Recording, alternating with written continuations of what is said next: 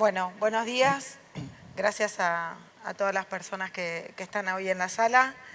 En lo personal y como fertilizar, quiero agradecer a PRESID y a la Asociación Argentina de Ciencia del Suelo que nos han convocado a este simposio del suelo. Estamos convencidos que estamos trabajando hoy acá en este salón el punto de partida de la producción agropecuaria argentina. Me quiero tomar un minuto nada más para contarles algo sobre el proyecto, sobre la información que van a ver. Este estudio se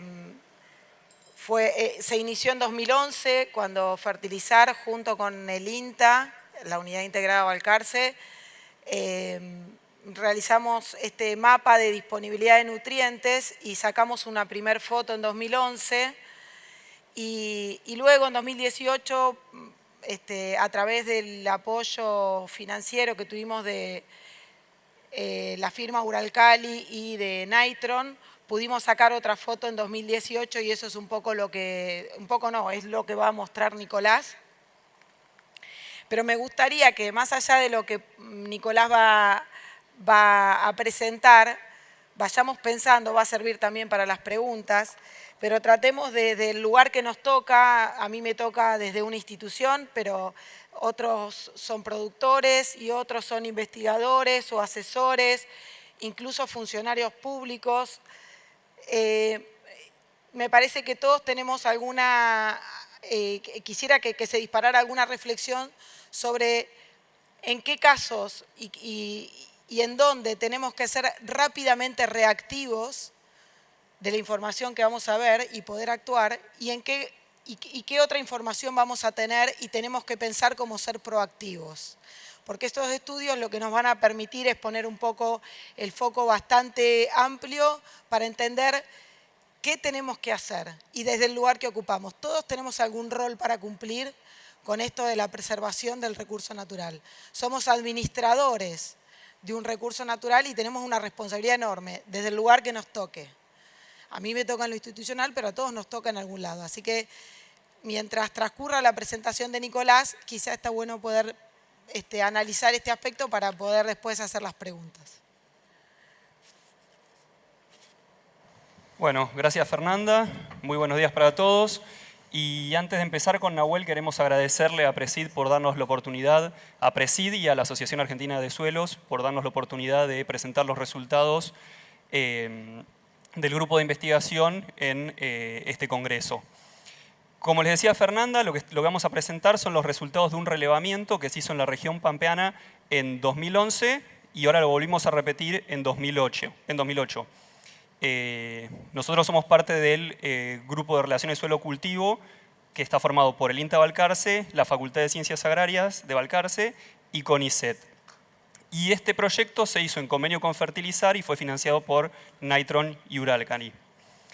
Entonces, antes de empezar con lo que es 2018, déjenme ir un poquito en el tiempo y contarles lo que hicimos en 2011. Lo que hicimos fue hacer un relevamiento, ¿sí? Tomar muestras de 650 sitios distribuidos a lo largo de la región pampeana, que son todos los puntitos que ven ustedes ahí en el mapa. En cada uno de esos sitios tomamos muestras de dos tipos de manejo, entre comillas, ¿sí? Suelos agrícolas y suelos vírgenes, dos tipos de uso de suelo. Esas muestras las tomamos a 0,20 centímetros de profundidad y medimos diferentes variables, de las cuales nosotros hoy vamos a hablar de materia orgánica, pH, cationes, calcio, magnesio y potasio, fósforo disponible y micronutrientes. Medimos algunas otras variables, pero nosotros nos vamos a enfocar en estas. Y les repito que es de 0 a 20 centímetros, prístino y agrícola en cada punto. ¿Qué información nos dio esto? Y nos mostró dónde estábamos originalmente para cada una de estas variables y dónde estábamos en 2011. ¿Sí? Dos figuras estáticas, dónde estábamos y dónde estamos. Y esto un poquito yo lo ejemplifico llevándolo a un ejemplo, que es que yo, por ejemplo, yo vine de Balcarce a Rosario. Entonces, ¿dónde estaba? En Balcarce. ¿Dónde estoy ahora? En Rosario. ¿De acuerdo? Entonces, sé la distancia que recorrí, pero no sé en cuánto tiempo la recorrí. con lo cual no puedo calcular la velocidad a la cual me estuve moviendo, y si yo no conozco la velocidad, yo sé dónde estoy ahora, pero no sé dónde puedo estar en el futuro, ¿de acuerdo? Entonces, este ensayo de Prístino y Agrícola no nos permitió saber o proyectar para dónde van estas variables, a qué tasa están cayendo si están cayendo. Entonces, lo muestro de esta manera. Yo tengo en el tiempo la concentración de un nutriente. Yo sé que estábamos ahí arriba, bajó, y lo ideal sería poder proyectar, ¿sí? Si yo conozco la tasa de caída, proyectarla y ver en cuánto tiempo voy a llegar a dónde, al umbral de deficiencia de ese nutriente, ¿sí? Entonces es proyectar y decir en cuánto tiempo nos va a empezar a faltar ese nutriente. Sin embargo, no sabíamos el tiempo que pasó entre el suelo agrícola, entre el prístino y el agrícola, ¿sí? Porque en cada sitio nosotros no teníamos la historia de uso. Entonces, al no tener el tiempo, no pudimos calcular esa tasa. Entonces, lo que hicimos fue repetir todo este muestreo en 2018 y ahora sí conocemos cuánto tiempo pasó. ¿Cuánto tiempo pasó? 7 años. Entonces, podemos calcular la diferencia para cada variable dividido 7, calcular la tasa de caída y proyectar eso para saber cuándo ese nutriente va a empezar a ser deficitario.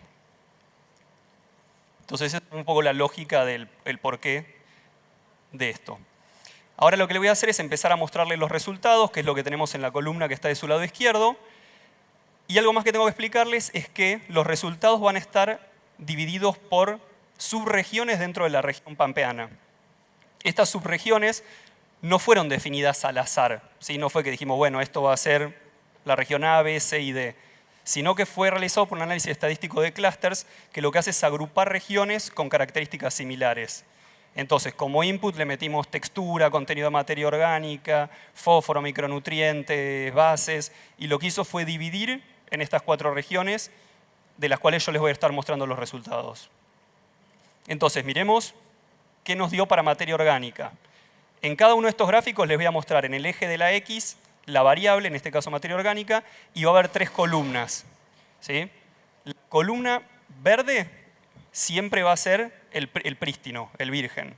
La columna amarilla es el muestreo de 2011 y la columna roja es el de 2018. ¿Sí? De acá en adelante lo voy a mostrar todos iguales. ¿Qué vimos? Que para 3 de los suelos, ¿sí? Fíjense, los 2 de arriba y el de su izquierda, no hubo cambios significativos en el contenido de materia orgánica entre 2011 y 2018. Yo me voy a enfocar más en esta comparación que en comparar con el prístino, porque esto ya lo hemos visto anteriormente. Entonces, fíjense, la columna amarilla y la roja, en 3 de estas subregiones no hay diferencias. ¿Dónde hay diferencias? En el sudeste bonaerense. Sin embargo, esta diferencia es de un 0.2%, o sea que hay una caída, pero tampoco es una caída tan dramática. Entonces, ¿por qué vemos caídas en 3 sitios no y en una sí?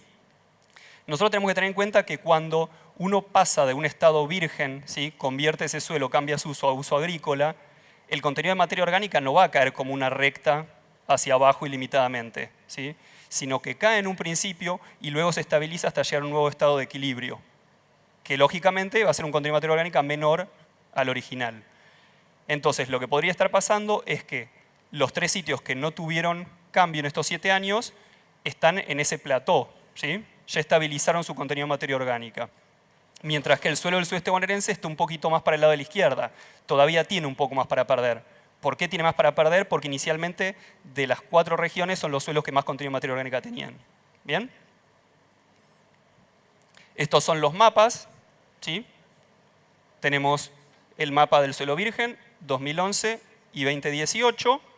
Y fíjense ahí como en el sudeste bonaerense se ve bien clarito, ¿sí? Como inicialmente los suelos vírgenes tenían valores de hasta por encima de 6% de materia orgánica. ¿Sí? Ahí estamos.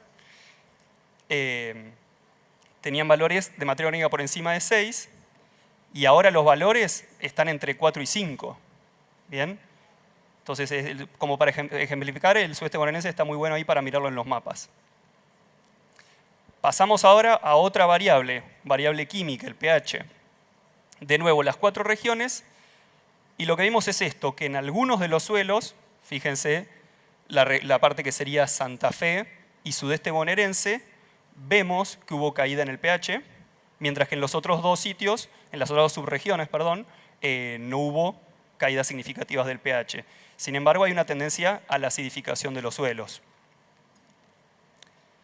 De nuevo, vemos los mapas y lo que es interesante ver es que si nos fijamos la caída, vuelvo a la anterior, ¿sí? La caída entre el Virgen y 2011, ¿sí? Esa caída es de 0,32 unidades en promedio para las 4 subregiones. Si eso lo dividimos, en realidad yo les decía no tenemos el tiempo que pasó entre el Virgen y 2011, pero pongámosle un número, qué sé yo, más de 30 años, por lo menos. Entonces, si ese valor lo dividimos por 30, nos da 0,01 unidades de pH al año de caída, la tasa. Si nosotros hacemos el mismo cálculo entre 2011 y 2018, cae 0,21 unidades en promedio. Si eso lo divido por 7 años, me da 0,03 unidades al año. Entonces, lo que vemos es una aceleración en el proceso de acidificación durante estos últimos 7 años respecto al anterior. Entonces vimos caídas en el contenido de materia orgánica y en el pH con respecto al Virgen y a 2011 y en algunos casos entre 2011 y 2018. Esas caídas nos van a poder estar afectando otras propiedades del suelo asociadas a las bases que vamos a ver más adelante. Las bases, calcio, potasio y magnesio, tienen carga positiva y en el suelo donde están absorbidos, ¿sí?, a los sitios con carga negativa que los dan los minerales y la materia orgánica. Entonces, si la materia orgánica ha caído, ¿qué pasa? Se pierden esos sitios negativos y esas bases que estaban absorbidas, ¿a dónde pasan? A la solución del suelo. Ahora vamos a pensar en los minerales. Los minerales tienen cargas negativas y algunas de esas cargas dependen del pH. ¿Cómo dependen? De la siguiente manera. Si cae el pH, cae la cantidad de cargas. Entonces, nuevamente, si el suelo se está acidificando, ¿qué pasa con los sitios negativos de los minerales? Disminuyen. ¿Dónde pasan a estar esas bases? En la solución del suelo. Estando en la solución del suelo, pueden ser o tomadas por las plantas, o si no es tomada por las plantas y hay eventos de precipitaciones, se pueden perder. Entonces, lo que estoy haciendo acá es relacionar un poco variables, es decir, cómo la caída de materia orgánica y la caída en el pH nos pueden estar impactando también en el contenido de bases intercambiables que vamos a ver ahora un poquito más adelante. Pasamos ahora al fósforo, perdón. Lo que les estoy mostrando ahora es fósforo Bray, ¿sí? Fósforo extractable Bray, que se utiliza como indicador de disponibilidad de fósforo para los cultivos. Y lo que vemos es esto. Cuando empecemos a hablar de nutrientes, o sea, de ahora en adelante, van a ver que los gráficos tienen dos rectas punteadas horizontales. Esas rectas punteadas horizontales lo que marcan es el rango de umbrales de deficiencia para los cultivos más comunes en la región. Entonces, ¿qué vemos ahí? Que ya en 2018, la mayor parte de las regiones ya están ahí en el medio de esos umbrales, lo cual nos está diciendo que puede ser limitante para uno o más de los cultivos más importantes para la región. Lo vemos acá en el mapa, ¿sí? Los mapitas. Tenemos para 2011 y 2018. Estos mapas, les pongo acá el chivo, los vamos a estar, digamos, ayer subimos el de fósforo y los vamos subiendo gradualmente a las redes, o sea que si no quieren ustedes por ahí sacarle fotos, los van a tener ahí en el Instagram. Y lo que es interesante ver, derivado de lo anterior, es la distribución de los valores de fósforo Bray. ¿Qué es esto? Nosotros dijimos que tomamos 650 muestras, ¿sí? Entonces, es decir, de estas 650 muestras, ¿cuántas tenían determinado rango de tal valor? ¿Cuánto tenían del otro? Es hacer un gráfico de distribución de frecuencias. Lo que vemos en 2011, que se los marco acá, es que el 46% de las muestras que nosotros analizamos tenían valores por debajo de 16 ppm de fósforo Bray, ¿sí? Tomamos ese valor como umbral de ahí para abajo. Entonces, el 43% de las muestras tenían potencial de deficiencia de fósforo. Si pasamos al otro histograma, se añade una categoría más, que es de 3 a 16. Ah, no, perdón, eso era para así, me adelanté. Vemos que el 66% de las muestras están por debajo de 16. Entonces aumentó 20% en solo 7 años la cantidad de suelos que nosotros analizamos con potencial de deficiencia de fósforo. Entonces, como resumen para esto, vemos que los balances negativos de fósforo, ¿qué es un balance negativo? Que la extracción de fósforo que estamos realizando del suelo es menor que el input que estamos haciendo a través de fertilizantes, ha resultado en caídas del fósforo Bray. Y esto hace que la mayor parte de los suelos que analicemos ya estén dentro de ese rango de umbral de deficiencia de fósforo. Y lo que les voy a mostrar ahora, que estos son datos que no he mostrado demasiado porque todavía no está terminado, pero dije, bueno, ¿por qué no poner lo que hemos analizado? Es no solamente analizar el fósforo Bray, que es una partecita del fósforo inorgánico que se asocia a la disponibilidad de fósforo para los cultivos, sino también mirar otro pool, que es el fósforo orgánico. Bien, el fósforo orgánico, si bien no está inmediatamente disponible para los cultivos, puede mineralizarse y lo pueden tomar. Entonces, mirar nada más que la película, la foto de fósforo Bray, si yo fertilizo, me puede estar enmascarando disminuciones en el contenido de fósforo orgánico. Y lo que les voy a mostrar es la fotito entre Virgen y 2011 para el sudeste bonaerense. Y fíjense cómo el área naranja ha aumentado, ha crecido, ¿sí? Y ya empezamos a ver algunos puntitos en rojo, si se fijan en la parte de la izquierda abajo, ¿sí? Entonces, no solamente vimos caídas en el contenido de fósforo Bray, sino también caídas en el contenido de fósforo orgánico. Ahora sí pasamos a las bases. ¿Qué vimos para calcio? En calcio, en el suelo virgen, 2011 y 2018, estamos muy por encima de los umbrales. ¿De acuerdo? Sin embargo, en algunas zonas se vieron caídas, fíjense en lo que es la parte de Santa Fe, principalmente. La caída entre 2011 y 2018 es significativa. Y lo que yo les decía es que ahora a nosotros lo que nos interesa es tirar una línea para abajo y ver si seguimos con esa tasa de caída, ¿cuándo nos empezaría a faltar, en este caso, el calcio? Entonces le vamos a dar un valor en años.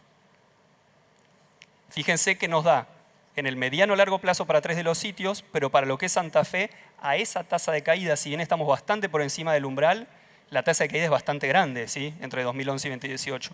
Entonces, si eso lo proyectamos, en 16 años empezaríamos a ver deficiencias de calcio. Acá tenemos los mapas. De nuevo, después lo van a poder ver en las actas o subido a las redes. Y paso directamente al magnesio, que el magnesio fue el catión sorprendente de nuestro estudio. ¿Por qué es sorprendente? Porque cuando nosotros analizamos el suelo virgen y 2011, estábamos muy por encima del umbral. Entonces no parecía nada alarmante. Sin embargo, fíjense cómo cayó en estos últimos 7 años. ¿Sí? Fíjense que en la parte de Santa Fe ya está por debajo del umbral en algunos casos. ¿Sí? Y el umbral para algunos cultivos, lógicamente. Entonces, si nosotros proyectamos nuevamente esto, nos da en promedio que en 10 años empezaríamos a ver deficiencias de magnesio. Y esto quiero ponerle un enorme paréntesis, que es el hecho de que esta proyección no quiere decir que sí o sí en 10 años va a pasar esto. ¿Sí? Son procesos físico-químicos. Entonces puede ser que ahora la tasa de caída sea alta y que después tienda a plafonarse o a disminuir esa tasa de caída. ¿De acuerdo? Sin embargo, esto es una alerta. Nos está diciendo, si sigue esta tendencia, en 10 años vamos a llegar al umbral de deficiencia. Recomendación, seguir sondeando, seguir muestreando para ver si esta tendencia se mantiene. Acá tenemos los mapas y este creo que es uno de los mapas donde se ve de manera más dramática el cambio, ¿no? Fíjense que en el mapa virgen, el que está a su izquierda, no hay áreas en amarillo. Pasamos a la derecha y el mapa es básicamente amarillo. Y ahora vamos al potasio.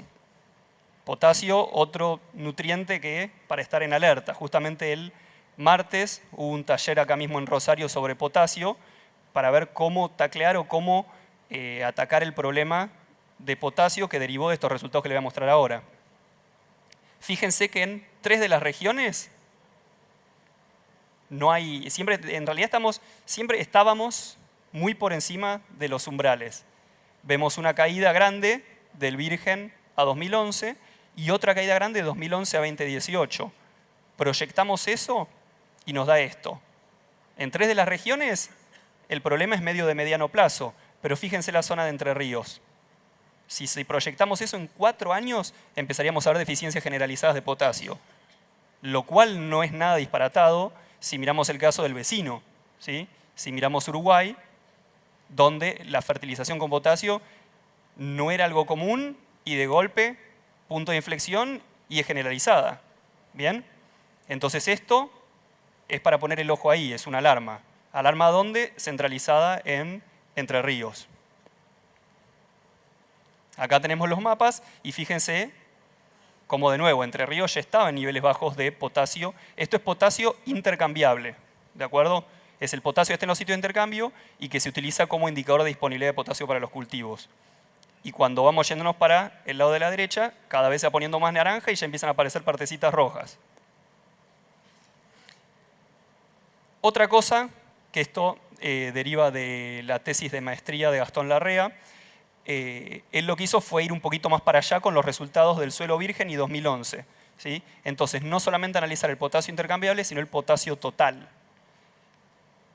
Y lo que vio es que no había diferencias entre el suelo virgen y el de 2011, el agrícola. ¿Qué quiere decir esto? Que lo que nos está cambiando es el pool intercambiable. El total sigue igual. Y esto lo que nos da una idea es de la génesis de los suelos.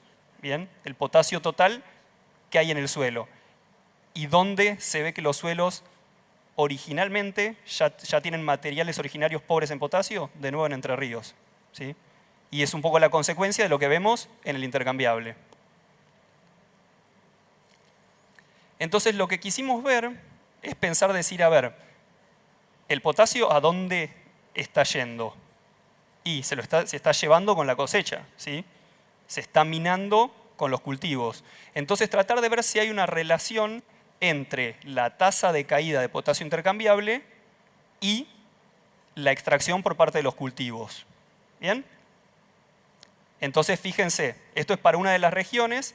Tenemos en el eje de la X la extracción acumulada de potasio y en el otro eje la tasa de caída de potasio. Si la extracción por parte de los cultivos explicara esto, deberíamos ver una lineita perfecta donde si se extraen 1000 kilos, pierdo 1000 kilos. ¿Bien? Sin embargo, no se ve esa tendencia. Fíjense el famoso p-valor que debería ser menor a 0,05 y está muy por arriba, o sea que esto no es significativo. Paso a la parte de Santa Fe, tampoco, una 9 puntos que no tiene sentido. Sudeste bonaerense, tampoco es significativo. Ahora, cuando voy a Entre Ríos, sí. ¿Sí? Entonces, en Entre Ríos, de las 4 subregiones, es la única que me está explicando la extracción por parte de los cultivos, la caída en potasio intercambiable. Entonces, ¿por qué podría llegar a ser esto? Porque los suelos de Entre Ríos, ¿sí?, tienen horizontes subsuperficiales que son más arcillosos. ¿Bien? Y esto puede ser una limitación para la exploración radicular. Entonces, cuando nosotros no tenemos limitaciones físicas, ¿qué pasa?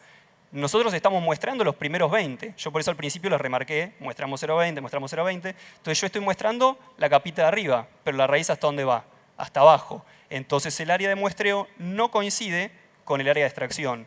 Entonces tiene lógica que la extracción por parte de los cultivos no me explique la caída. Ahora, cuando pasamos a suelos con limitaciones físicas, ¿qué pasa? El área de exploración radicular, de extracción del nutriente, coincide con el área de muestreo. Léase, la planta está tomando potasio de la misma zona que estamos muestreando. Entonces, por eso es que vemos una relación en el caso del potasio. Dejamos atrás las bases y pasamos a los micro. Vamos a empezar con el zinc. Miren eso. Entonces, fíjense lo que eran las columnas verdes. ¿Sí? Los suelos originalmente tenían contenidos muy por encima del umbral. Después, en 2011, ya estábamos cerca y ahora estamos por debajo de los umbrales o medio ahí en el medio de los umbrales. Y hacemos el mismo análisis que hicimos para fósforo, una distribución de frecuencias. Bueno, antes el mapita. Fíjense el mapa de la izquierda, todo verde, vamos a la derecha, es un crisol de colores. Ahora sí, hacemos el gráfico de distribución de frecuencias. En 2011 los que estaban por debajo de 1, ¿sí? Umbral de zinc para maíz, eran 47% de los suelos. ¿Bien? Pasamos a 2018, 67% de los suelos. De nuevo, ¿qué es lo que está pasando? La extracción de zinc de los suelos sin input de, perdón, dije potasio, la extracción de zinc de los suelos sin input de zinc, ¿a qué lleva? ¿Sí? A que en 7 años aumente un 20% la frecuencia de casos por debajo de los umbrales. Y ahora esto lo voy a pasar rapidito. ¿Sí? Manganeso, estamos bien. ¿Sí? No hubo grandes cambios a lo largo del tiempo. Hierro, de nuevo, tampoco hay grandes cambios. Cobre, menos que menos. Verde, verde y verde. ¿Sí? Y al boro no lo paso rápido. Fíjense, dividido en regiones, en todas las regiones se vieron diferencias significativas entre virgen y 2018 y entre 2018 y 2011. Caídas significativas en todas. Proyectamos esto en el tiempo, ¿sí? Y nos da en promedio, si sumamos todo y lo dividimos, son unos 12 años, ¿sí? Para ver deficiencias generalizadas de boro. Entonces, de todos los micronutrientes que vimos, ¿cuáles son los dos para andar mirando? Zinc y boro. Estos son los mapas para boro. Y viendo lo que yo le decía, de los 5 micronutrientes que vimos, el ojo está en zinc y boro. ¿Por qué en zinc y boro y en los otros no? ¿Por qué en los otros no se veían grandes cambios? Entonces lo que hice fue tratar de buscar diferentes formas de explicar eso. Una de ellas es ver la relación entre la cantidad que había en el suelo virgen y el umbral. ¿Sí? Entonces, por ejemplo, vuelvo para atrás. Para zinc, ese valor de 5, ¿qué me dice ese valor de 5? Si el umbral es de 1, quiere decir que el suelo virgen tenía 5 ppm. Entonces, cuanto más grande sea este valor, quiere decir que los suelos originalmente estaban muy lejos del umbral. ¿Sí? Cuanto más cerca, si originalmente están muy cerca del umbral, ya es sensible. Entonces, fíjense que para manganeso, para manganeso y hierro, estábamos 17 veces y 13 veces por encima del umbral. Estábamos muy lejos de ese umbral. Sin embargo, para zinc, cobre y boro, estábamos más cerquita. O sea que ya la condición era predisponente para llegar más rápido a la deficiencia. Ahora, todos estos valores que le estuvimos mostrando de micronutrientes, zinc, boro, ¿qué es? ¿El boro total, el zinc total? No, es el extractable. ¿Sí? Es una parte chiquitita que es la que se asocia con la respuesta de los cultivos. ¿Bien? Eso no quiere decir que no haya más de ese nutriente en pools que no están disponibles inmediatamente para el cultivo, pero que podrían llegar a estarlo. ¿Bien? Y esto sería el contenido total. ¿Cuánto hay en total de ese nutriente? Entonces, fíjense para el hierro. No solamente el extractable era alto inicialmente, sino que tenemos valores de 40.000 ppm. Entonces es lógico no ver grandes variaciones en el contenido de hierro en el suelo. Lo que sí vemos es que el contenido total de boro es bajo. Entonces, para el boro es bajo el extractable y es bajo el total. Y ahora miremos un poquito lo que es la extracción. Estos son datos que estuve mirando ayer, que era un trabajo que lo que hacía era hacer la extracción total para la región de Santa Fe. ¿Sí? Entonces lo puse como ejemplo de extracción nada más. Fíjense lo que es la extracción de zinc, manganeso y hierro versus cobre y boro. Entonces la extracción de cobre, sobre todo, es muy bajita. ¿Bien?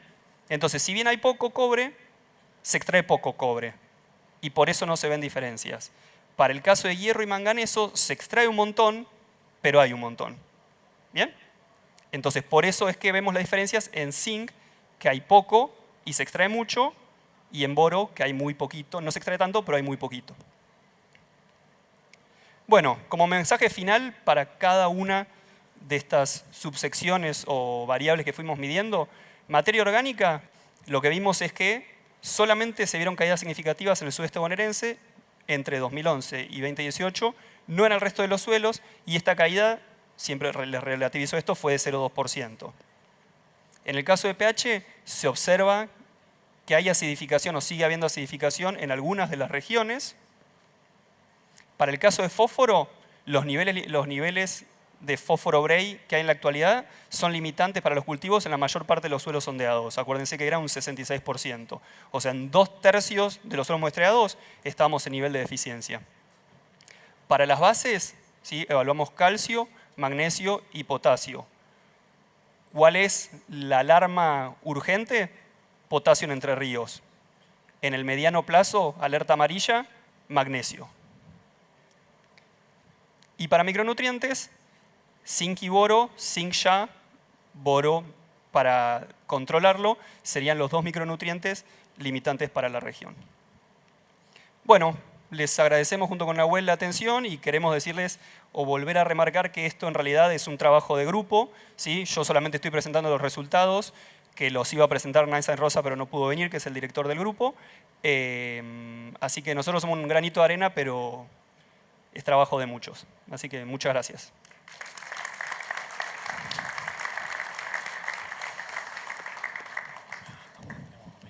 Bueno, ¿se escucha? Pueden ir enviando las preguntas. Creo que hay mucha información disponible en este trabajo. El teléfono creo que sale en la pantalla. Ir acercándonos las preguntas.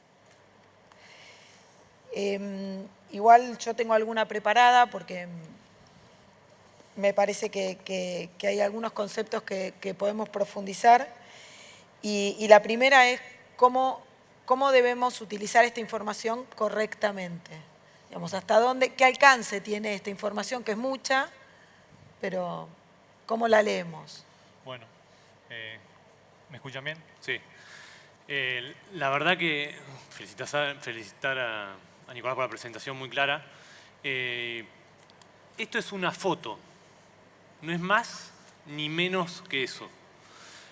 Nosotros del grupo siempre somos conscientes de que hay que generar información sólida, pero que hay que hacer la transferencia en forma clara.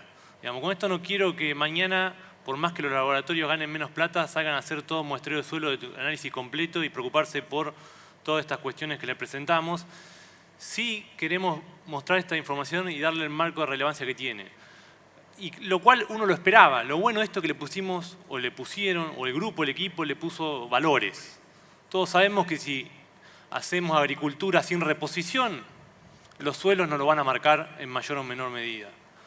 Ahora, por otro lado, lo que queremos plantear es que es fundamental, y esto venimos hace años desde la Asociación Argentina de Ciencia del Suelo y todos los que integramos alguna vez alguna comisión, es lo fundamental de todo esto es hacer diagnóstico.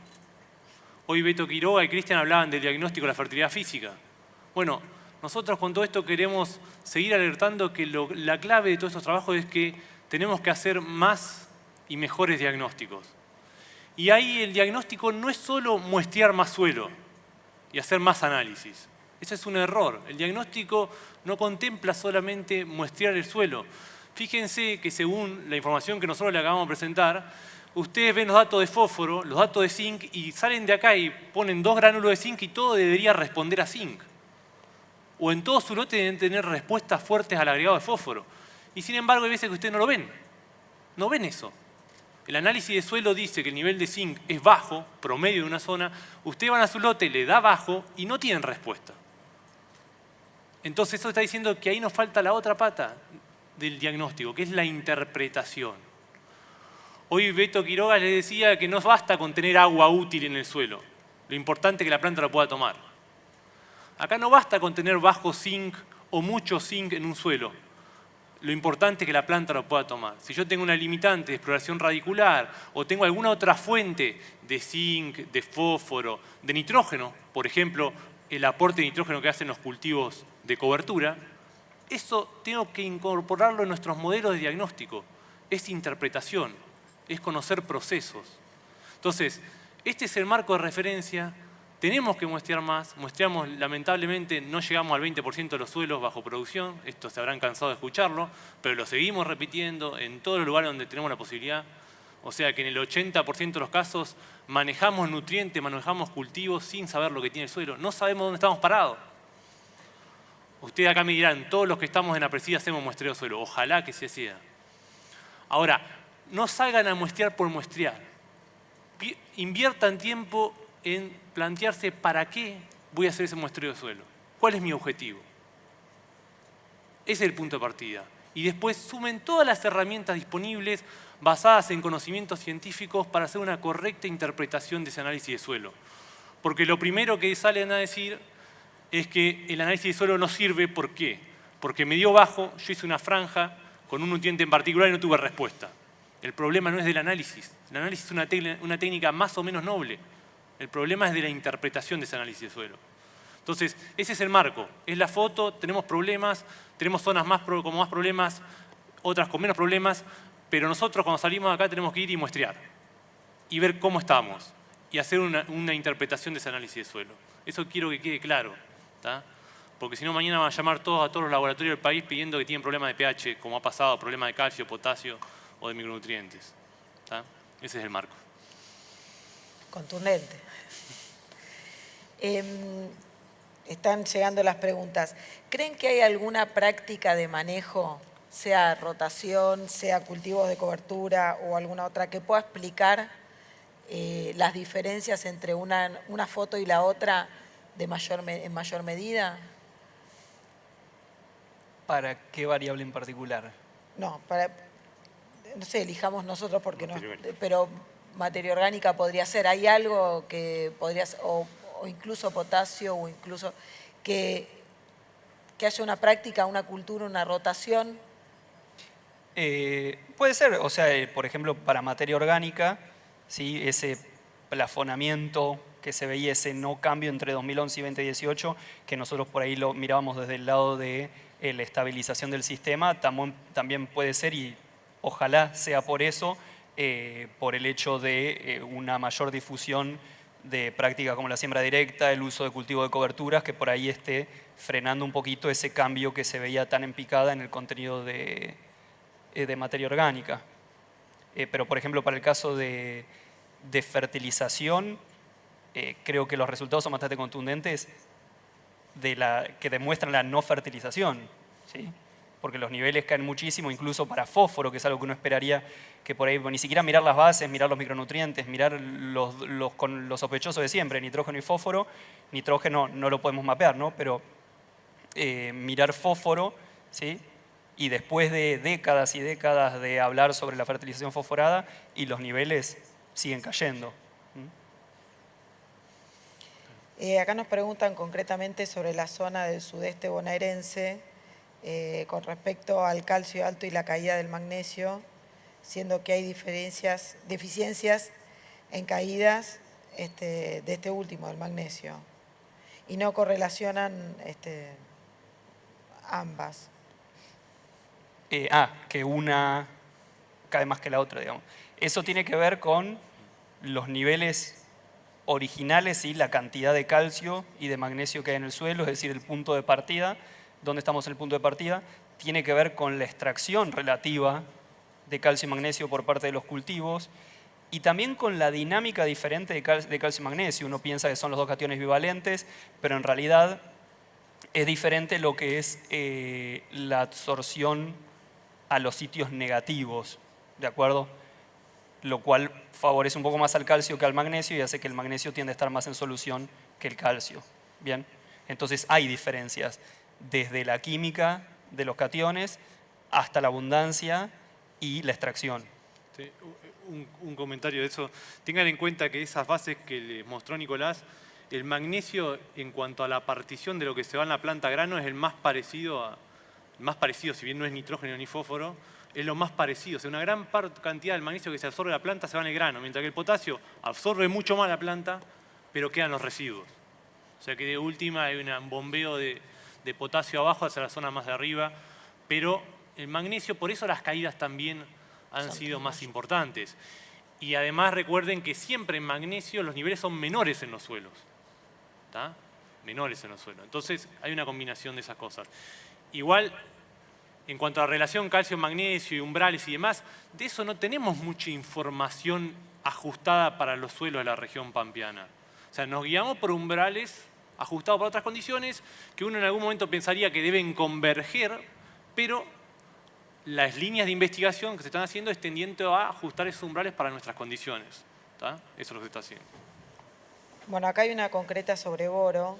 ¿Qué opinan del umbral de boro y cómo está ajustado en la región? Quizá hay parte de este problema. Dice, hicieron ensayos con boro en suelos que tenían por debajo del umbral y no han tenido respuesta. ¿Qué puede haber pasado? Sí. Otras cuestiones que... El boro, a ver, es un nutriente móvil en el suelo, o sea que la dinámica podríamos agruparla para el lado de lo que es nitrógeno y azufre. Y también está muy asociado a las fracciones orgánicas, o sea que posiblemente el análisis de suelo para boro me dé bajo y realmente tengo un pool orgánico que me esté aportando boro desde esa fracción. Y que eso me meta ruido en la interpretación del análisis de suelo, como pasa para nitrógeno, como pasa para azufre. Esta podría ser una explicación. También muy asociada a la respuesta a las condiciones hídricas.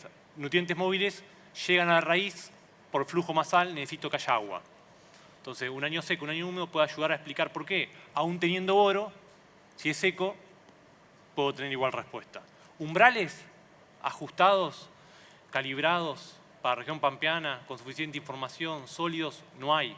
Ahora, si yo tengo 0,2 ppm de boro por cualquiera de los métodos de extracción, es bastante probable que tenga problemas. El problema es que estoy 0,5, 0,6, 0,7, ahí tengo que, ante la duda, y ante salir a fertilizar con boro todos los lotes, un año darme el lujo de perder algo de rendimiento, hacer una franja con boro, el resto como lo hago habitualmente, y medir lo mejor posible. Y ahí entra un poco de nuevo lo que hablaba Nahuel de la interpretación, ¿sí? No solamente mirar el boro, sino mirar el contenido de materia orgánica, la disponibilidad hídrica. Y respecto a los umbrales, sí, los umbrales con los que por ahí nos manejamos o mostramos son umbrales internacionales, no hay ajustados para la región y ahora hay tesistas en el grupo que están trabajando justamente en umbrales de boro en soja.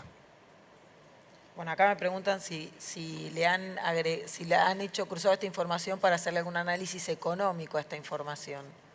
No, está... Todavía no, pero... No, pues aparte va a es ser información que interesante. recién no, está muy bueno mirarlo de ese lado, pero esto, ¿cuándo lo terminamos? Hace muy poquito. Hace muy poquito. Hace un año lo empezamos. Claro, hace un año empezó, o sea que imagínense que por eso no tiene demasiado análisis, por eso yo por ahí les mostraba fósforo orgánico o potasio total recién hasta 2011, ¿sí? Porque teniendo las muestras se le puede sacar un montón de jugo, pero por ahí son metodologías o análisis que necesitan más tiempo, así que bueno, si Dios quiere, en futuros encuentros les mostraremos un poco más en profundidad.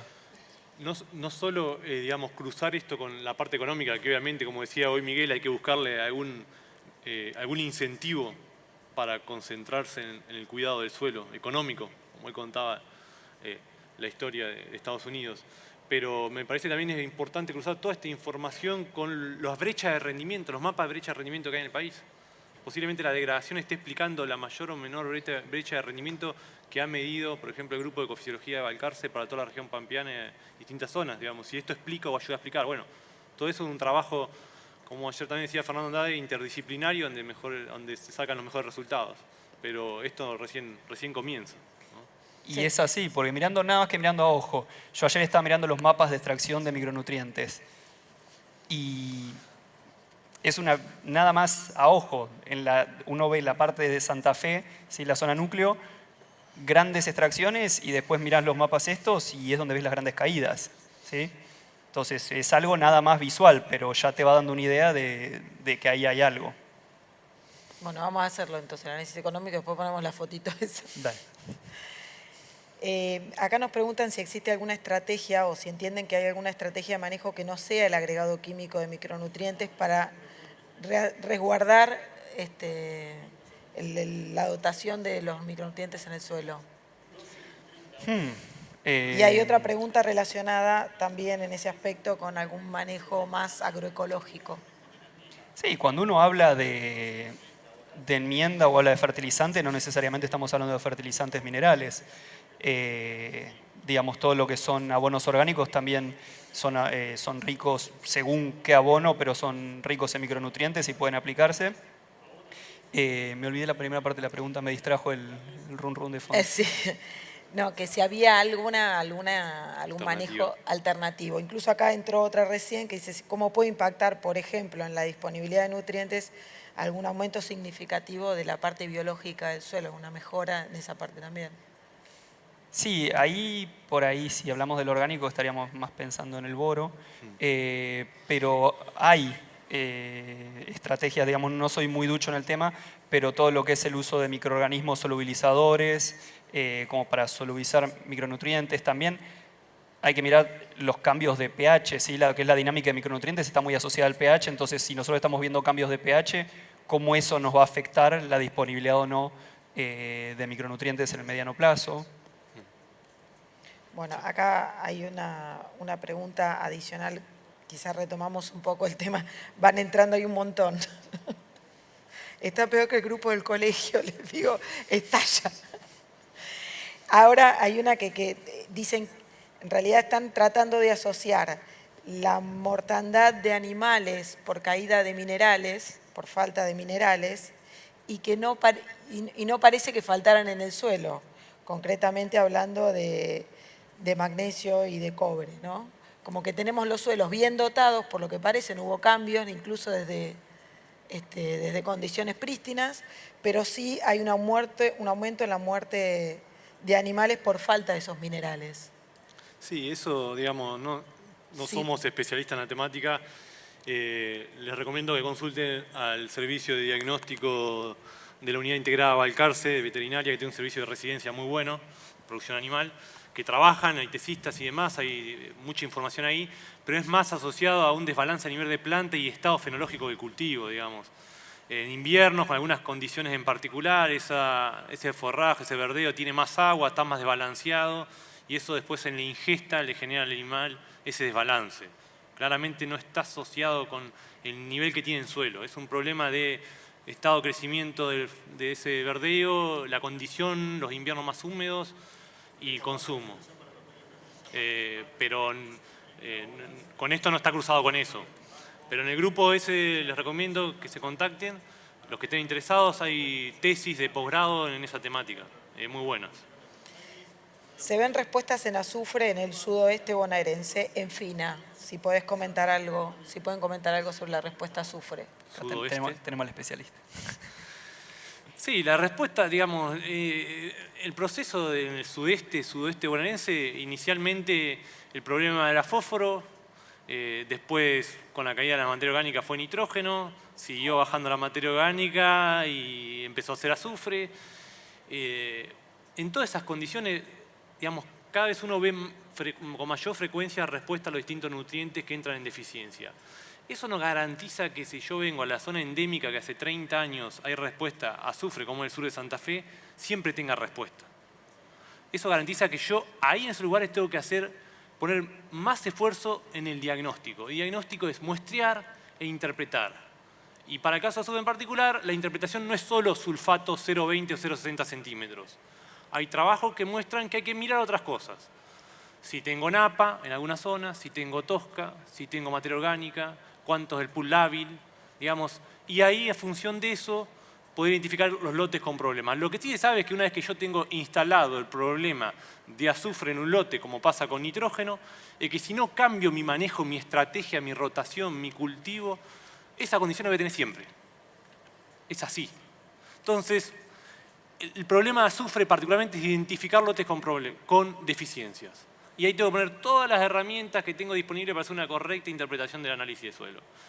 En el sudoeste hay lotes que tengo problemas, hay otro lote al lado que no tengo problema, hay zonas con tosca, ahí generalmente no hay problema, hay zonas con riego, cuando tengo riego, el agua de riego puede tener sulfatos. Entonces, tengo que hacer una interpretación un poco más fina y más cuidadosa del análisis de suelo.